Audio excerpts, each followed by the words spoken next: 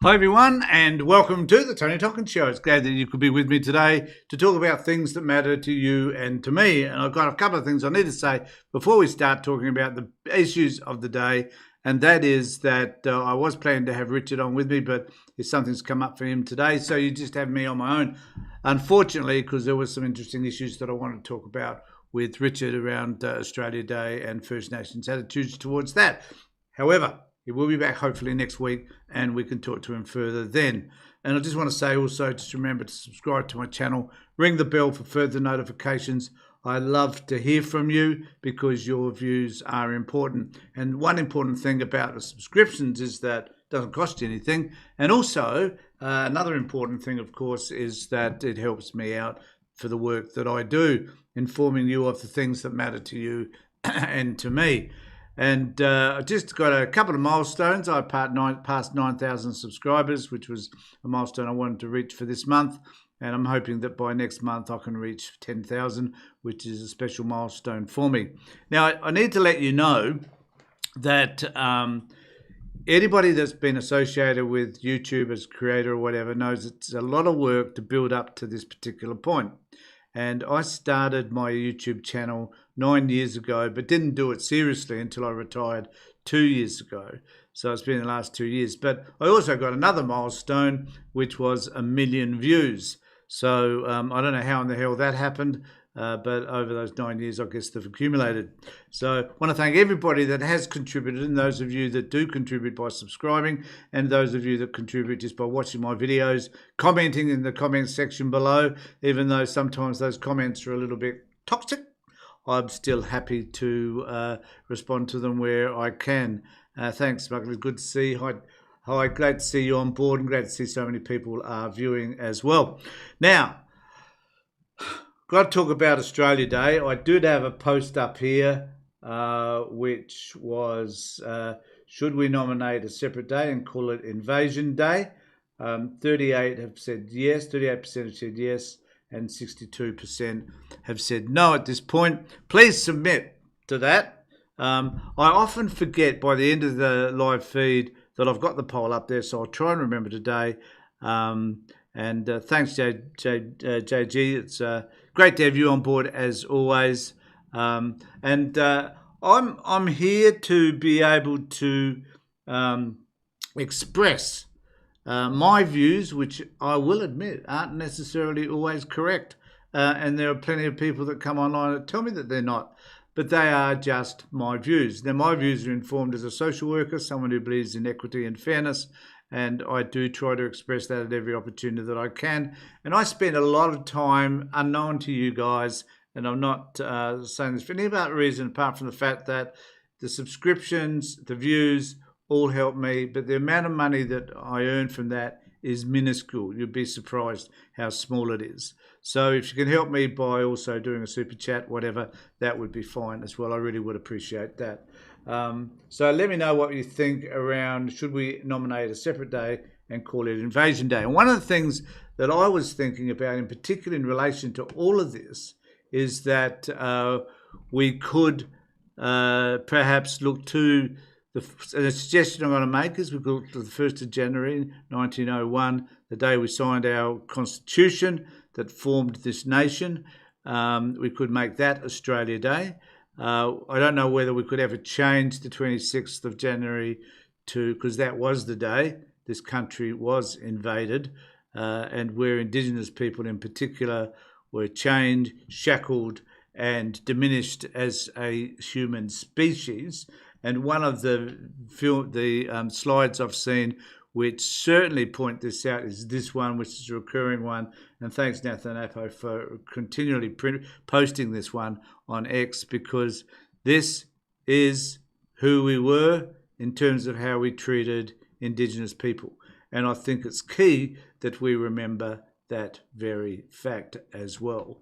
And I just wanted to know how you celebrated Australia Day. So what did Australia Day mean to you?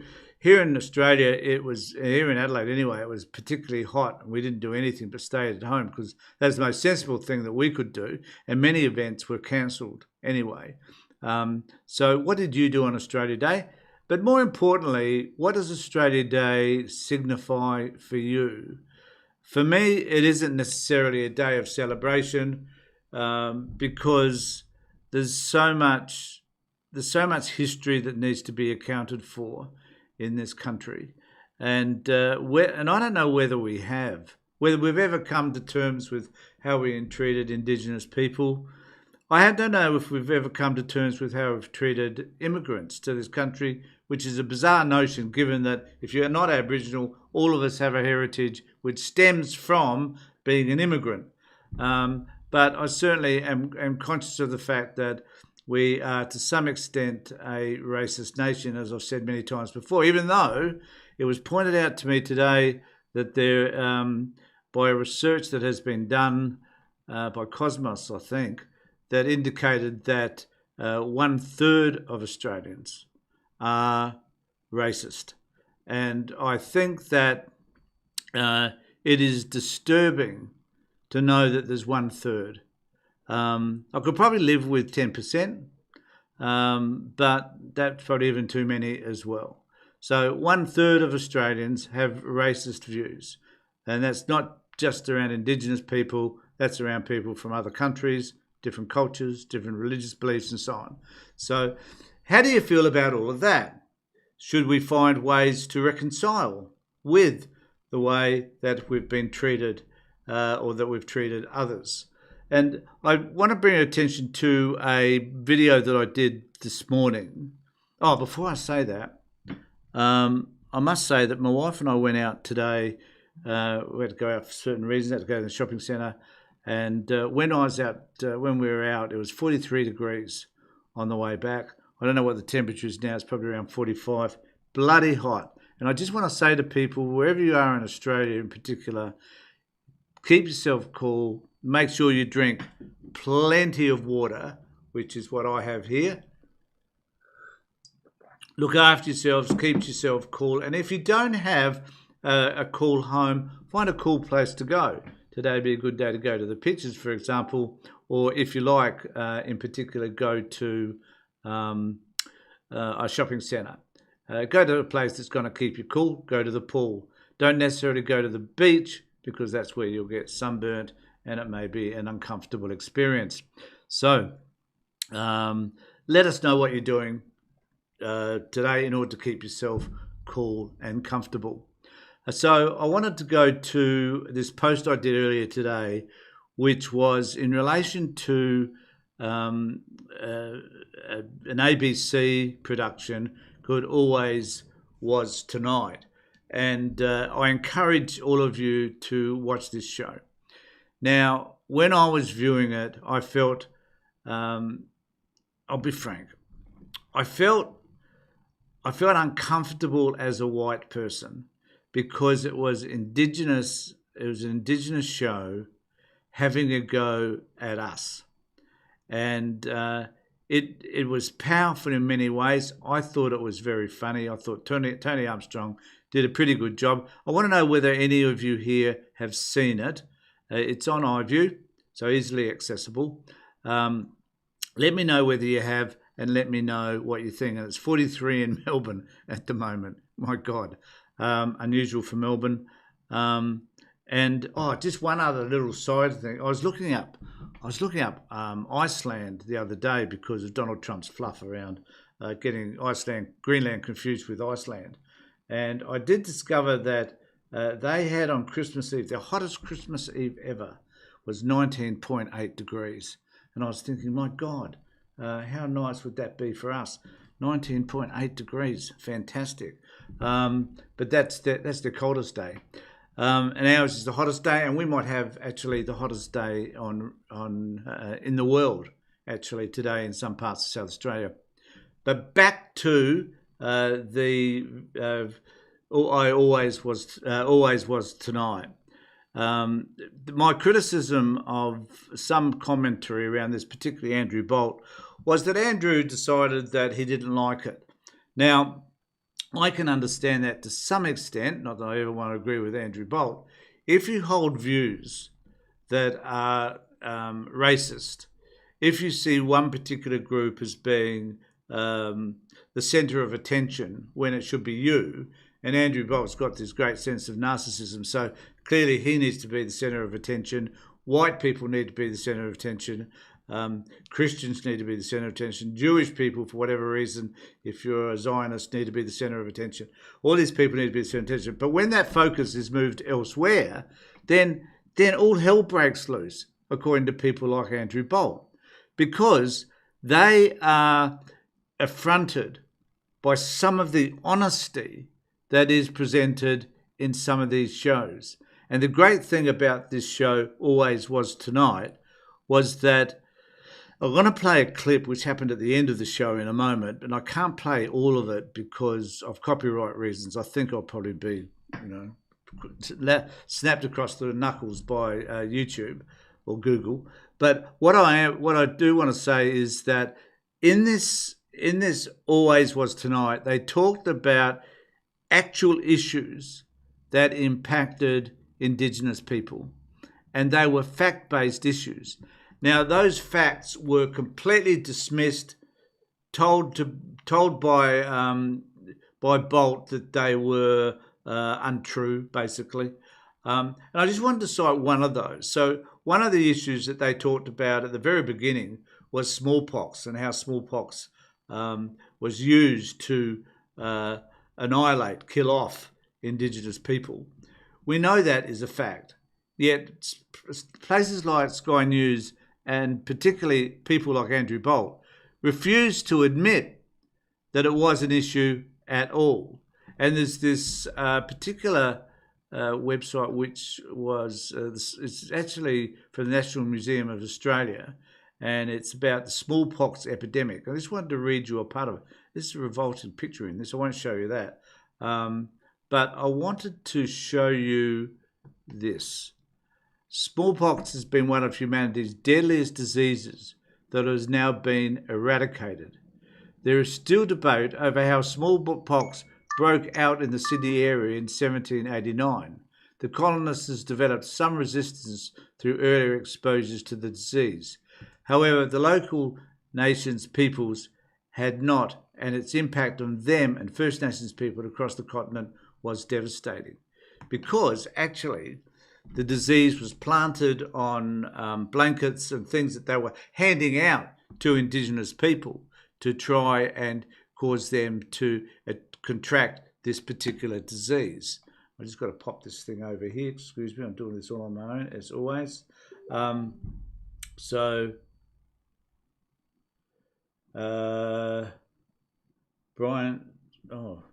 does he? Okay. Brian Tonkin, Brian. Newest, sorry, Brian, I'll try and catch up with that. I've got messages coming in. I've got someone who monitors some of them because I can't always.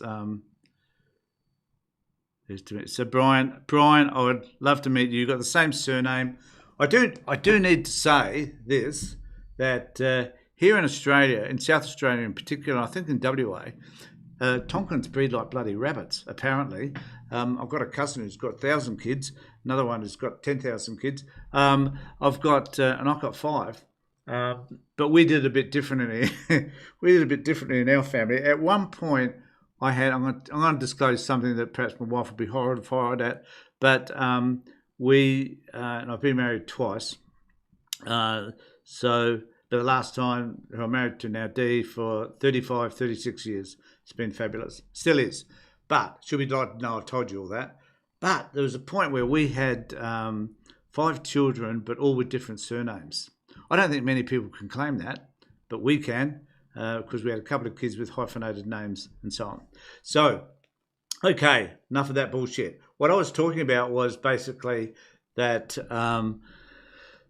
that we are basically are trying or attempting to diminish the impact that colonisation had on our Indigenous population. And I think as long as we do that, it is unlikely that we're ever likely to come to terms with who we should be as Australians. So when people talk about an Australian values, I think, well, what in the friggin' hell does that really mean? Like, what are those mysterious and convoluting values that we're supposed to have, that we're all supposed to agree upon? Because I don't know what they are. I have certain values. I don't see those values necessarily expressed, particularly through organisations like the Murdoch Press and Sky News. I don't share their values about how they view the world. I don't share values around how politicians express themselves and view the world either. I don't share values where I see other people only interested in propagating their own self-interests as opposed to looking at what the community specifically needs, hence politicians, hence not supporting them sometimes. So what are those values that we're supposed to see? And it's a good discussion to have, folks. What are the values that you and I, or that what are the values that you believe are important and should be shared in terms of us as a culture? Because I've got no bloody idea what they are, and I'd certainly like to know what you think around all of that. I've got so there's a number of things I want to talk about apart from that. So remember, we've got this discussion happening on should we nominate a separate day and call it Invasion Day. And at the moment, it's pegging at 50%. So half of you say yes, half of you say no. I'm also suggesting that it be the 1st of January 1901 was the day in which our Constitution was settled. Perhaps that's a perspective we should set. I'm a bit ambivalent about it right at this moment, because the research also tells us, apparently, according to the conversation that I read earlier today, is that we're consolidating our views around that. So there was a time where people would say, well, I agree. Now they're saying I strongly agree or strongly disagree around what the day should be. And so the polarization has kind of melded into the middle somewhere, and people are now agreeing primarily that we should settle for the 26th of January being Australia Day, and that we shouldn't move it. That's the trend right at this moment. So I think that's an interesting trend. Right. Okay. But I wanted to have so some of the things I'll be talking about today, just to keep you informed, is One Nation. I'm going to talk about them in just a minute. I'm going to have a look at America and the killings by ICE. I'm also going to have a look at should we respond to Trump's America? What should Australia do? In fact, I'll put that in there. And Australia counsels visa of a Jewish influencer. We're going to talk about that for a second if we can, if we've got time. And Trump's comments about veterans. We're going to discuss that as well. And there's a bit more about Trump and his Board of Peace. So right at this moment, for the next bit, we're going to be talking primarily about Australia and One Nation and what's happening in relation to One Nation now taking over the Conservative parties. What do you think is going on that has enabled them to do that? And I want to thank Claire. Thanks very much for contributing $10. I can't tell you. I'm going to feel emotional now. I can't tell you how much I appreciate it, given the amount of work I do to put all this stuff together and how little money comes from YouTube. So thank you, Claire. I really do appreciate that. So One Nation, though, has decided that they've got an access to a group of people who feel disenfranchised from the Conservative movement, the Liberal Party and the Nationals. And I'd be curious to know what you think as to why that is particularly happening. Because the reality is that there is a little bit of leakage from the Labor Party, but that's not necessarily going to One Nation. That's probably going to the Greens or maybe even to Tills, other parties. So, but why is this happening? And now the major leakage has occurred since December the 14th to the Bonsai Massacre. Is that because people are disappointed in the way that Albanese handled it and that he was too slow in acting upon it?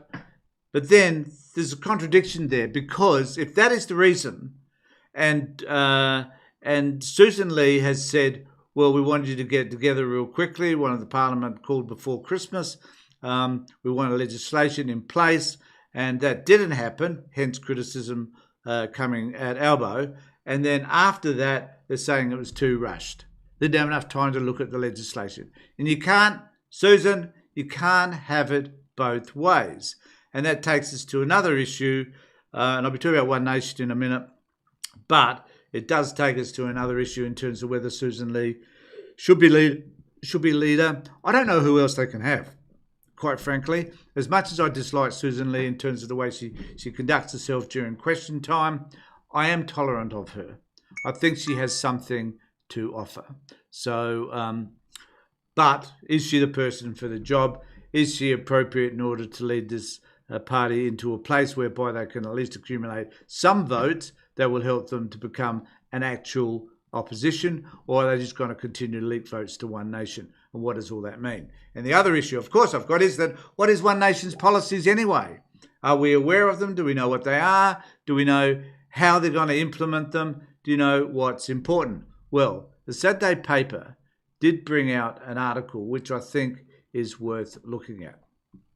So, One Nation, exclusive, boom, Saturday paper with their exclusive. No surprises though. One Nation calls for Muslim ban and net zero migration. And of course, the issue is, do you believe in this stuff? I'll see whether I can make that a bit bigger so we can read it. The resurgence of One Nation Party has renewed its call for Australia to ban people from a number of Muslim nations following a recent similar decision by the United States government. So, one of my issues is, are we going to see One Nation appear to be Trump light? We know in Australia that Trump light is Trump not to be liked.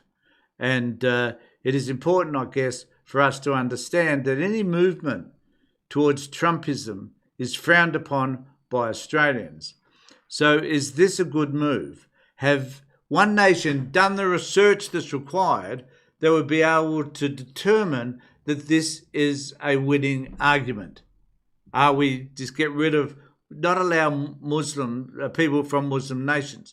So does that mean anyone who lives in Indonesia, which is the largest Muslim nation in the world in terms of number of people that are Muslims, does that mean that we should never allow anyone from Indonesia into our country, our closest neighbour, someone with whom we've got defensive relationships, someone with whom we trade, someone who's simply close to us and who we need to foster as a reliable and dependable ally? So have One Nation thought this through? Because not everybody so what determines a Muslim nation? Not everybody within, I'm using this just as the example, not everybody in Indonesia is Muslim. So if you're Christian or Buddhist or, I don't know, some other religion, does that mean that just because you are defined as a Muslim nation, you are not allowed to migrate or visit or whatever it might be to Australia? Are you so it's this sort of stupid, ridiculous bastardisation of policy that concerns me in terms of One Nation. They haven't thought through it. They're trying their best to be populist. And I don't know whether they can be successful at this because they're a bunch of friggin' clowns. I really do believe that. I mean, how can we expect? You know, I listen to Pauline Hanson, not because I want to, but primarily because I think she's humorous. And it's a bit insulting to Pauline, though, I guess, to call her illiterate, unintelligent, unsophisticated. It sounds a bit elitist, I guess, but she finds it difficult to put ideas or flow of ideas in a way that helps us to understand what exactly is she about. She clearly hates anybody that sits on the other side of the fence. And the thing with Pauline is that she wants to control. She's 74 at the moment. She will not relinquish her control of One Nation to anybody unless it's her daughter, who still needs to win a political seat in Tasmania in the Senate. But that won't be happening because Pauline is grasping for power, grasping to be in control of all of this. So it goes on to say in this article, last week the Trump administration announced it would indefinitely suspend the approval of immigration visas for people from 75 countries. Australia should be looking at something similar, says James Ashby, Chief of Staff to One Nation leader Pauline Hanson. James Ashby is another issue. Won't talk about him right now. Speaking with Saturday Paper ahead of this week's parliamentary vote on new hate speech laws, Ashby said that instead of tightening those laws, Australia should end migration from some Muslim nations. What Muslim nations, Ashby, did you have in mind? He won't say because he doesn't friggin' know. He also called for a halving of overall migration intake to 130,000. And of course, we also need to be asking, Mr. Ashby, of those 130,000 people that you plan to bring into this country, who are those 130,000 people?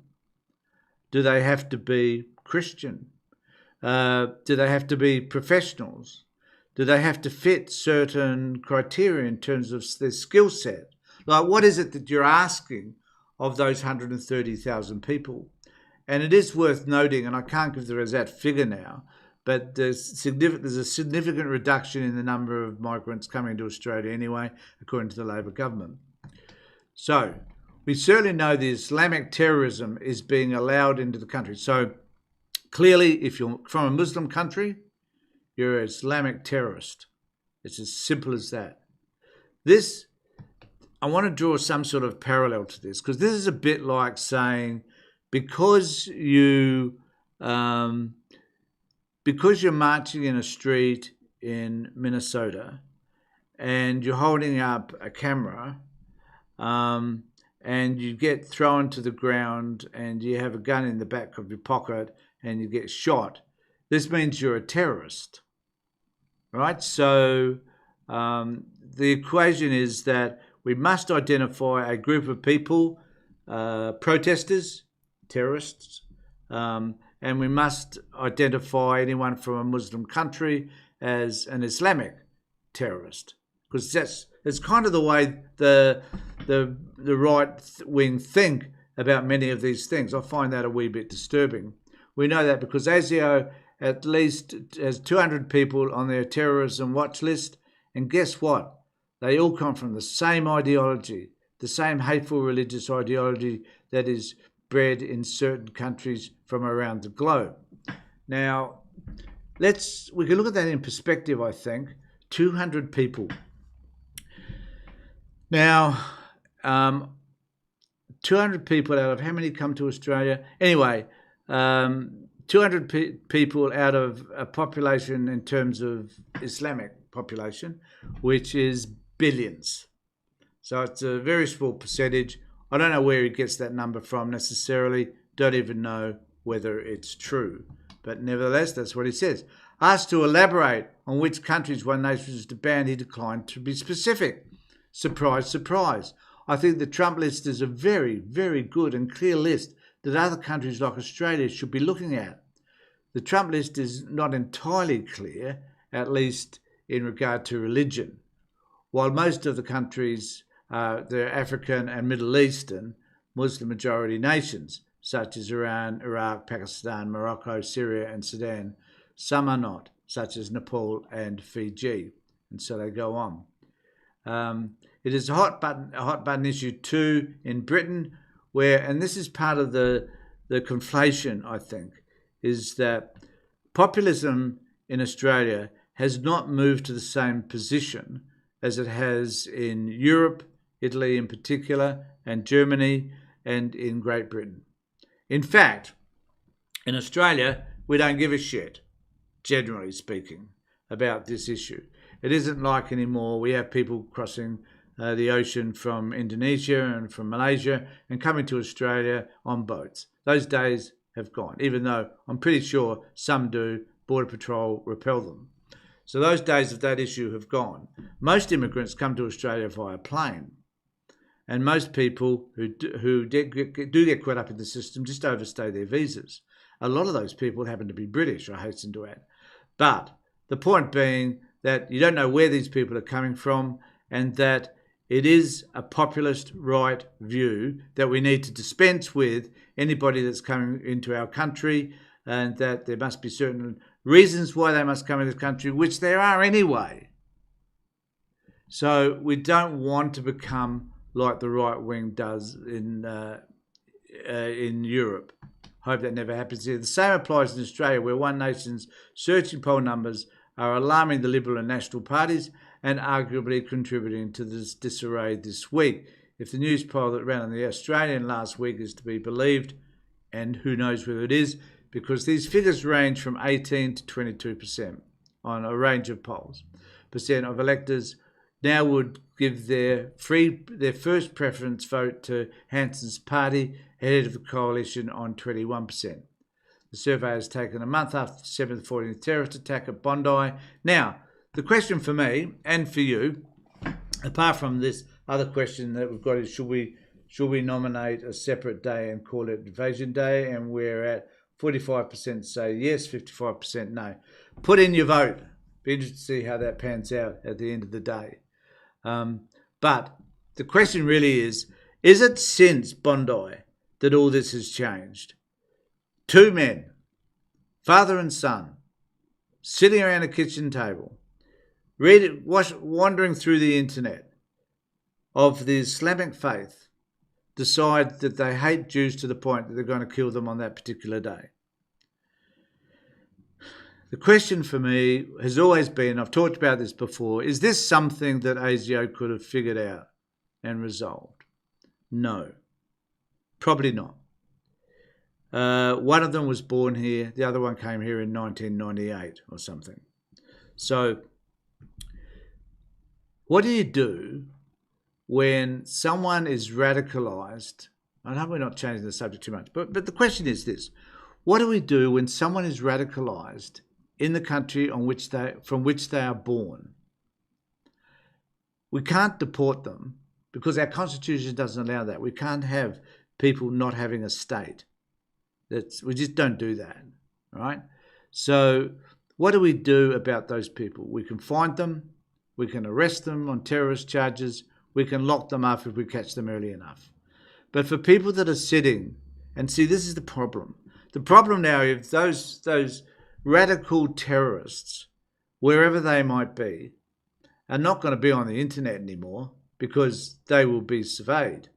What they will be doing is finding closed rooms in which they can have discussions about how they hate certain groups of people and what actions they can take that will betterment their particular ideology. That's what will happen. And so those people will not be found. Is it likely that there will be two men, or one man for that matter, who has those views, such as the Christchurch massacre, who will go ahead and commit a horrible atrocity? Yes, it is. Is the access to guns going to be a problem? No, it won't be, because there's plenty of illegal guns out there anyway, and they haven't got rid of all of them, that's for sure. So what is the solution? I have no friggin' idea. So there's just this final bit around this thing I was reading. The decline in Labor vote might be explained by the initial vacillation of Prime Minister Anthony Abbott, as I was saying earlier, in responding to Bondi attack. But what if the fall in support for the coalitions, despite his determined efforts to pin blame for the atrocity on the Labor government? James Ashby reckons people saw the Liberal National Party as being culpable too. No. What happened was, I think anyway, is that the Liberal Party pushed the borough and the blame and were too attacking of the Albanese government. Now, the Liberal Party could have chosen, in all their wisdom, if they had any, to side with the Labor Party, get the legislation done, massage it a little bit, put a few amendments in maybe, and say, fine, that's sweet.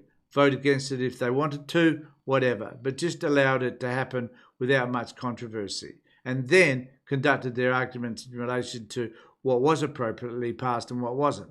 They could have done all of that later, but they didn't. They chose simply to attack and blame Albanese for what happened on December the 14th. They did not have to do that.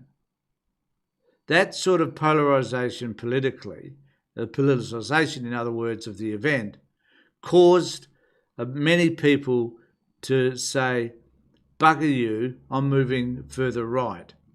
And I don't like, and Australians don't like, I don't think overall, attacking other people, other political parties in particular, in the way that that Susan Lee did.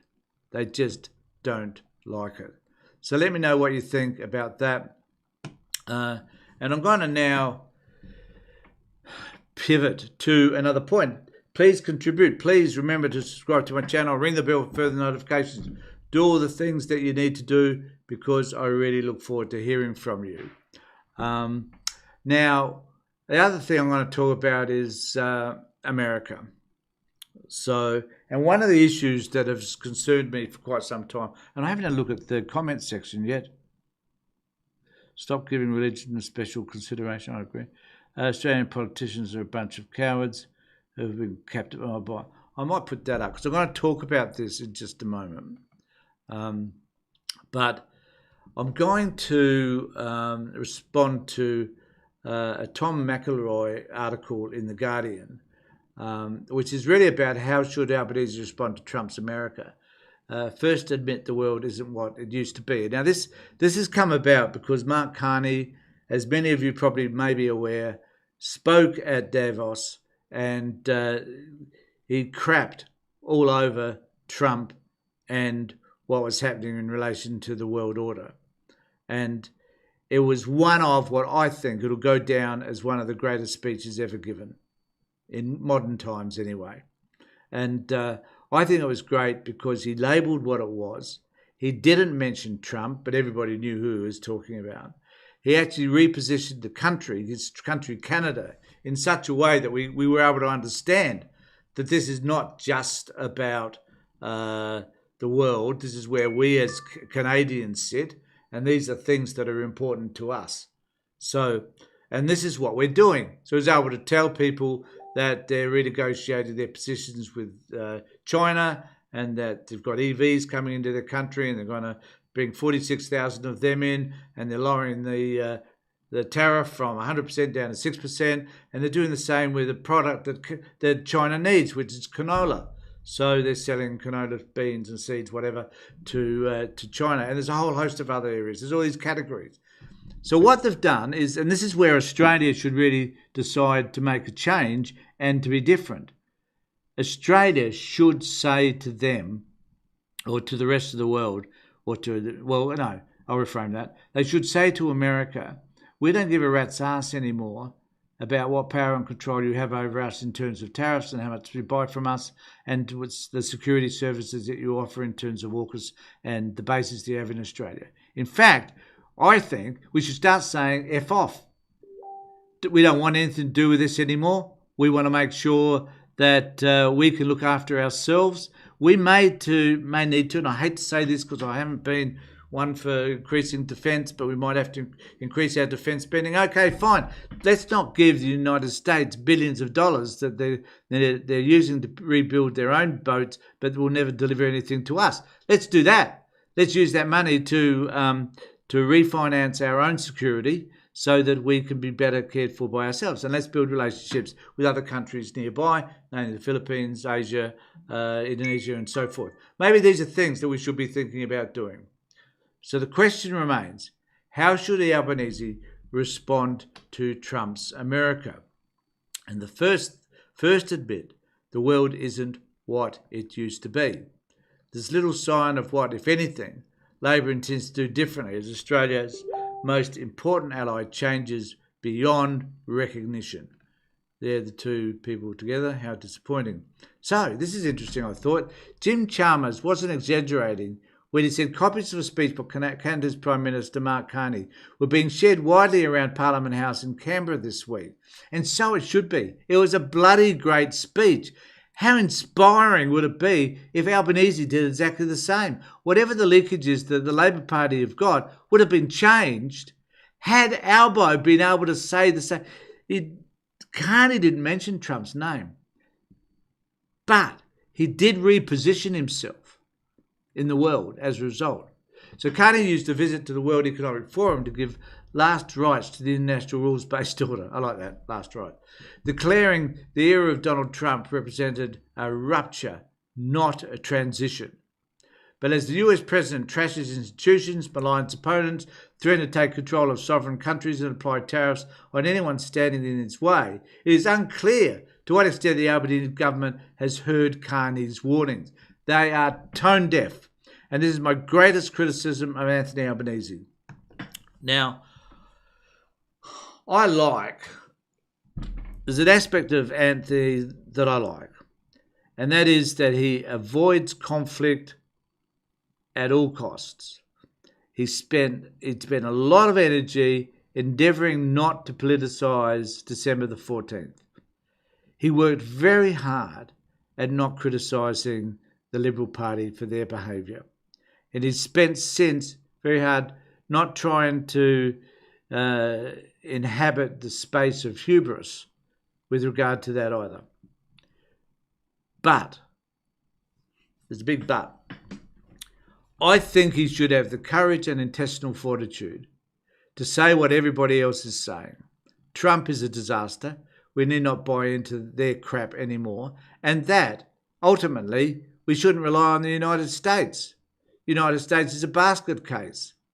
We should make decisions about how we want this relationship to be that are different, and we need to therefore stand up to what the United States is doing. There's a moral, ethical and principle that we need to adhere to, which is a human right principle, which is about ensuring that people who are vulnerable in this community are cared for, that we are looking after our own rights, us first, rather than the United States. And that perhaps we need to be able to say, really, we don't need the US anymore.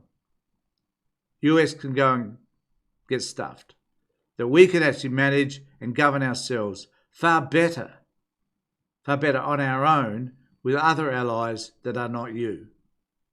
Because I think we need to have the courage to be able to stand up for what the world now sees as a disastrous administration in the United States, one which may take decades to repair. Even more worrying, there is no sign of what, if anything, Labor intends to do differently as Australia's most important ally and chief security partner changes beyond recognition. Having faced threats and provocations from Trump since his election victory last year, Carney, a former central bank governor, used his speech in Davos to quote the Czech dissident writer turned president Václav Havel. So, and this is interesting because I think this is a message to all of us about what we're doing here. He recounted Havel's story of a greengrocer told in his essay, The Power of the Powerless.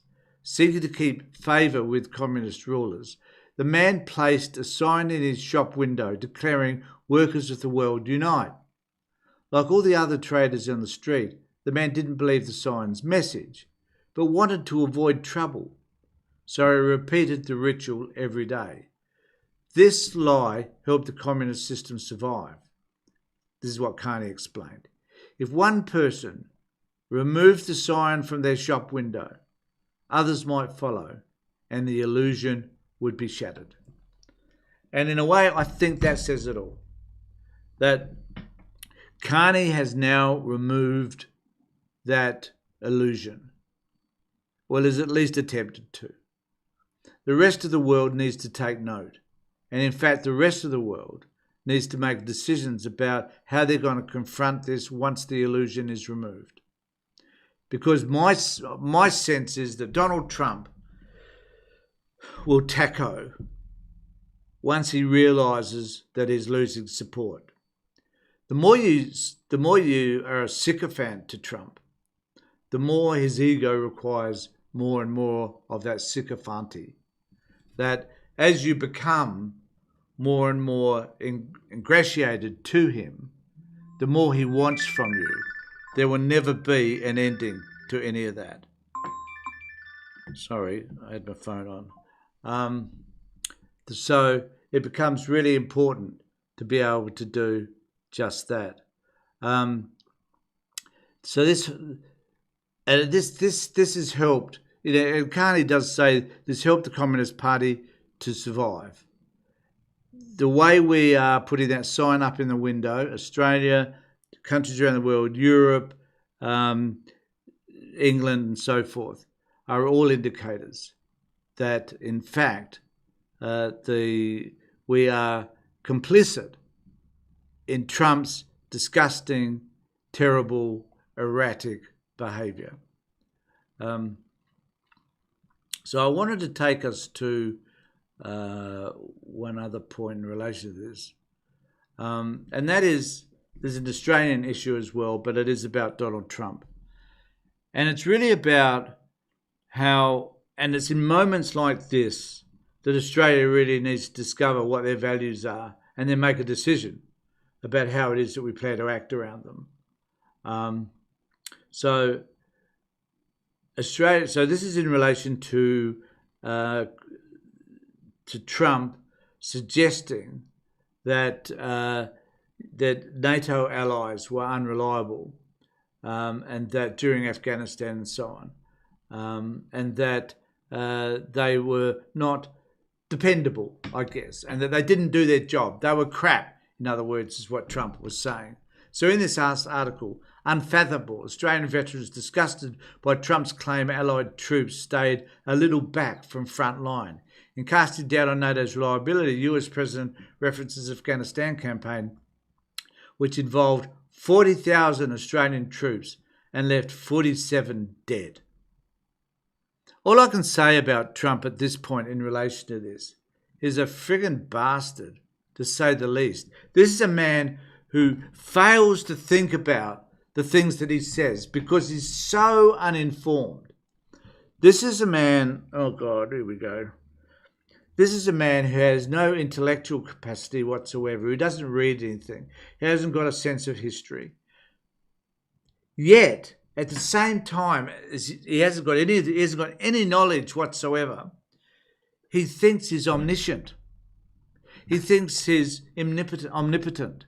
So he's got all power, all knowledge. This is the illusion that is Donald Trump. And it's this illusion that we must fight, because it's unrealistic, it's painful, and it's detrimental to the world. So we must find a way by which it can be confronted. So the head of Australia's largest veteran organisation has categorically rejected Donald Trump's claim that Allied soldiers stayed a little back from the front lines when they supported the US campaign in Afghanistan, calling the comments unfathomable. And they are, because the man's a jerk. The US president made the comments on Fox News on Thursday, saying he was not sure NATO would meet the ultimate test of defending the US if it were under threat. Australia has been in every frigging conflict. Regrettably, we shouldn't have been to Vietnam. We shouldn't have gone to Afghanistan or Iraq or Kuwait or any of those bloody conflicts. We've never needed them. They'll say they sent some troops to Afghanistan, and they did. They stayed a little back, a little off the front lines, he said. Adding the US had been very good to Europe and to many other countries. It has to be a two-way street. After 9/11, Australians went to fight a war that we should never have fought, because we believe that the United States is an ally. Now, this is the contrast that we have to face in regards to what's happening today. Because if we found ourselves in conflict, I can guarantee you almost the United States will not be there. They are selfish. So all those characteristics we see of Trump is who the United States now has become. Selfish, self-centered, arrogant, self-important, couldn't give a shit about anything that happened to us. Just couldn't care. Yet for reasons that it's really hard to fathom, and which is in relation to our own sycophancy around the United States over many, many years, and it's got a lot to do with the fact that we've been conned by the United States for 80 years about the power that they have, the influence they have, and the effect that they can have on the rest of the world as the world's police person is a disgrace. But we've bought into it. We've bought into it. So it goes on to say, just in concluding this article, which I read all of it, 47 Australian service personnel lost their lives fighting in Afghanistan, while 261 were wounded and almost 40,000 served to what became Australia's longest war. And why were we there? Because for some bizarre reason, we believed, erroneously, that the United States needed our help because they help us. They do not. They do not. Explain to me, somebody, one thing that the United States has done for us. One thing. They have bases in our countries. We have a key site in which we spy on the rest of the world, which we provide them information for, including information in relation to Ukraine. Let's pull Pine Gap out of the question. Let's get rid of all their bases in Australia, of which they've got many. Let's decide that we're not going to refuel their nuclear vessels when they come into Perth. Let's make decisions about excluding them from almost everything. And let's make decisions, though, about...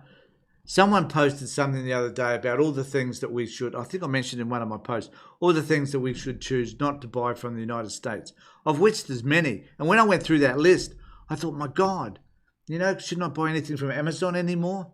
Shouldn't I ever go to KFC or McDonald's or Hungry Jack's? What would my life look like? And there's a massive list. What would my life look like? I wouldn't be able to call an Uber. It would curtail me. So what it said to me is there's so many things that we rely on in the United States, just so many things that we're dependent upon. It's difficult to wean ourselves from it. But maybe over time, it isn't about doing it financially. Maybe it's about just doing it militarily. Let's withdraw ourselves from as many of those things as we can so that we can wean ourselves off the security elements. And let's build... I'm not convinced now. I don't know about you, but I'm going to go to my comment section in a session. But I'm not sure whether or not we need to have the security that we need. And I wonder whether there's a way by which we can build better relationships with China and whether a lot of fear-mongering occurs. I don't know the answer to this, so please don't ever go at me. I don't know whether we are fear-mongering and gaslighting about China and have been doing that for years. And, they're a communist country. They have a lot of human rights problems. Get all of that. They're not nice people in that sense. Well, government isn't. Chinese are. I don't understand why One Nation aren't crying out for Chinese people. I mean, that was where it was Asian people in particular that Pauline Hanson had to go at, just reflecting on this now, back in 96. And I'm curious as to why it's not Chinese people, which was the thing back then, or Asian people. And that seems to be forgotten. And now it's Muslims. Who knows? Okay. Let's have a look at... Of course, we gaslit about China. I did have someone else down here that I was going to bring up one of their... Oh, God, it was so long ago. So many messages. That was the one I wanted. Yeah. It was this one, I think. Australian politicians are a bunch of cowards who have been captured by the Israel lobby. Boom, boom! That's the one I wanted to remember. Because that's true. And... because we start say and talk about, these. So that's the reason why I picked that one up, and thanks very much for that.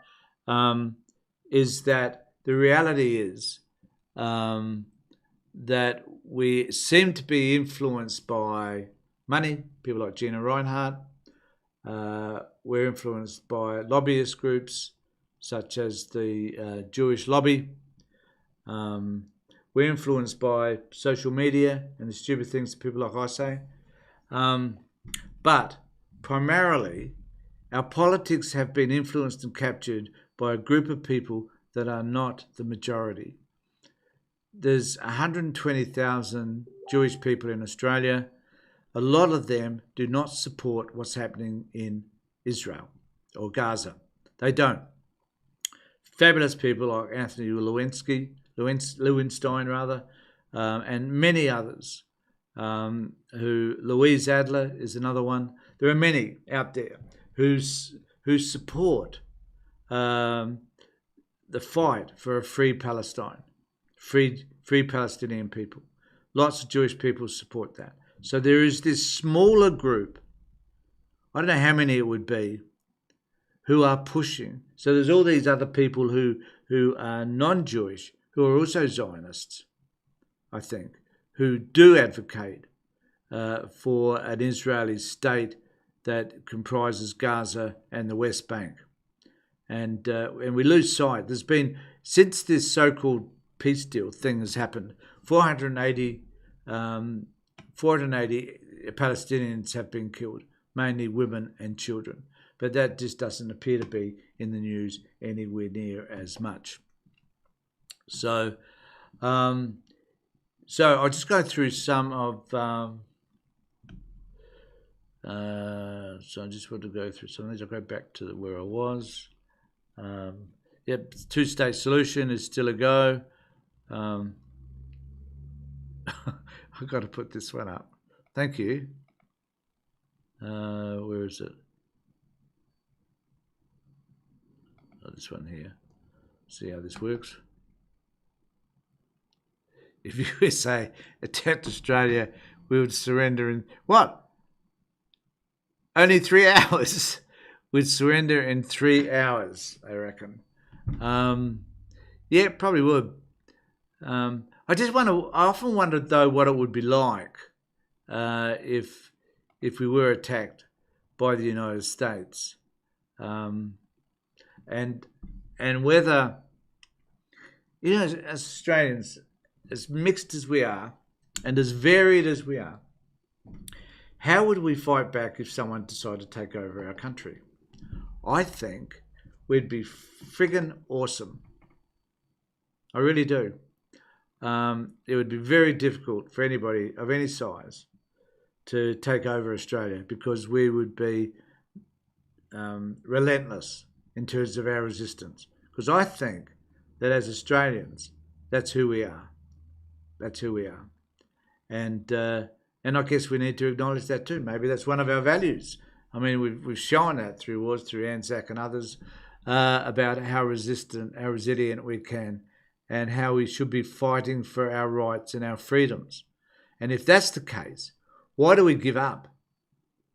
Why do we give up that fight in terms of siding with someone like One Nation? I will never know. It just doesn't seem to make any sense to me. A ceasefire is everyone seizes Israel still fires. That's true, Sandy.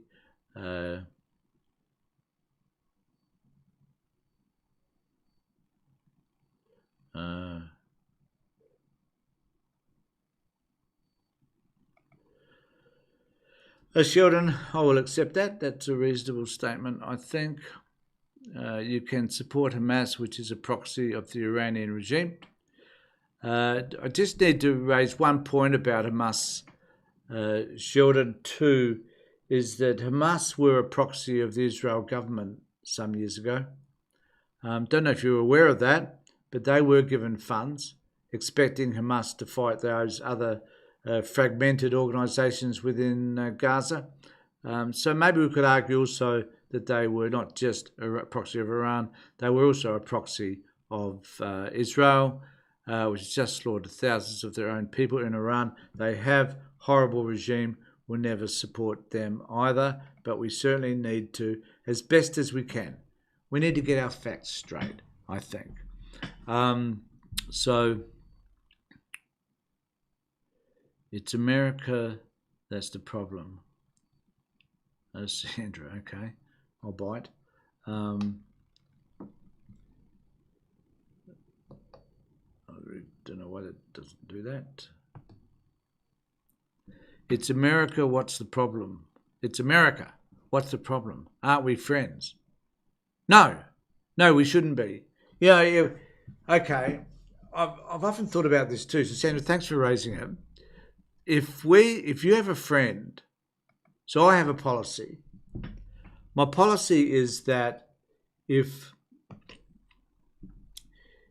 I have a relationship with anybody and that person betrays me, puts me down, belittles me to others, then that friendship's over. There's no second chance. There's no attempt, and maybe that's harsh. I've learned this over many years where I've tried to replenish friendships that have been toxic, and I've allowed them to continue. And they have harmed me. So my belief now is I have a friendship, I'm dedicated to that friendship, I'm trustworthy, I'm loyal.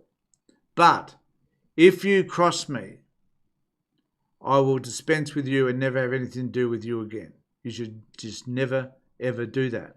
Now, what that means is, from a geopolitical perspective, exactly the same thing. Friendships should be clear and they should be delineated by values and principles. But once those values and principles are contravened, once you notice your friend, for example, behaving in ways that you disagree with, perhaps an example would be you discover that your friend, a male friend, is beating up his wife and abusing his children. Would you still maintain a relationship with that friend? No, you shouldn't. I'd be surprised if you did, but you shouldn't. The same thing applies geopolitically. If someone starts behaving badly, you shouldn't continue that relationship with them. You just shouldn't, I don't believe. You should find a way to get out of that relationship, because eventually it'll be harmful to you, because it means you can no longer trust that person to do the right thing. Their values, their principles, how they conduct themselves is not the way you would choose to conduct yourself.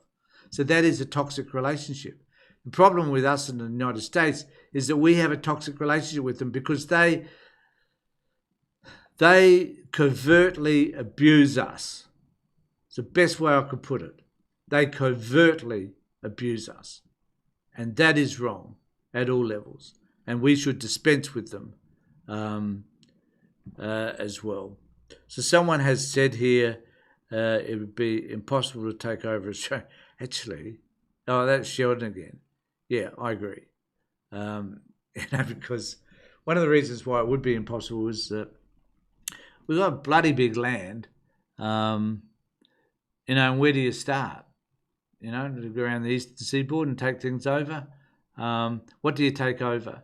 You don't need to in Australia because we sell you everything anyway. So if you want minerals, just ask us. And it's a bit like Greenland in the United States, that they could just have whatever they want, basically.